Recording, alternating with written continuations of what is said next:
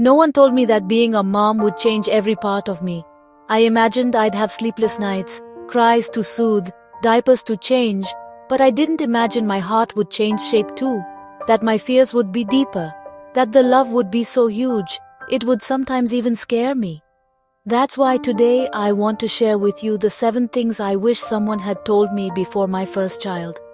They're not rules or absolute truths, they're confessions. They're things you might also need to hear to feel lighter, more welcomed, less alone. The first thing is that love doesn't always come right away.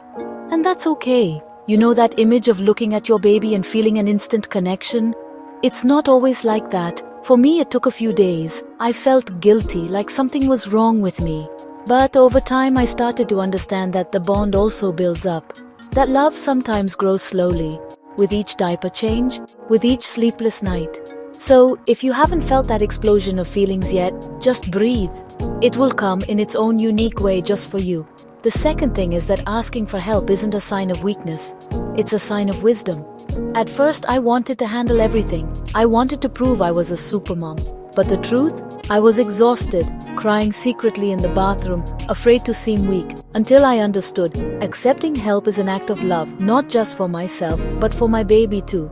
So if someone offers to cook, clean, or just hold the baby for 15 minutes while you take a shower, say yes. You deserve that break. Third, the tiredness is real and deep.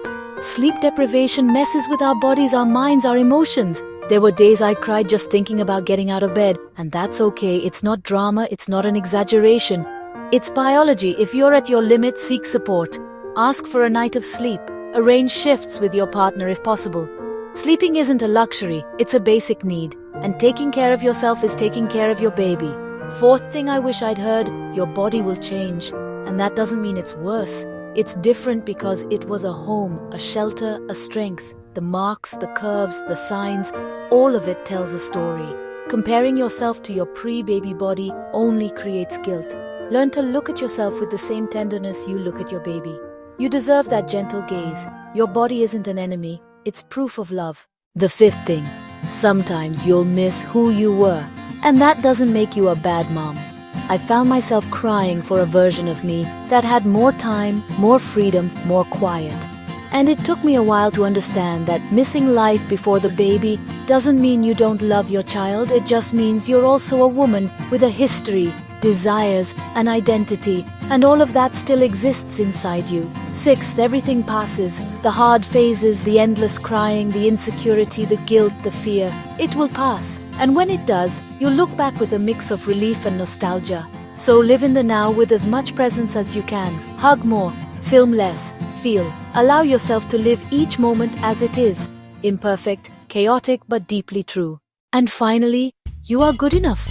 Even on days when you feel like you're failing, even when the baby cries non-stop, even when you forget the snack, the diaper, or lose your patience, you are trying, and that's already huge.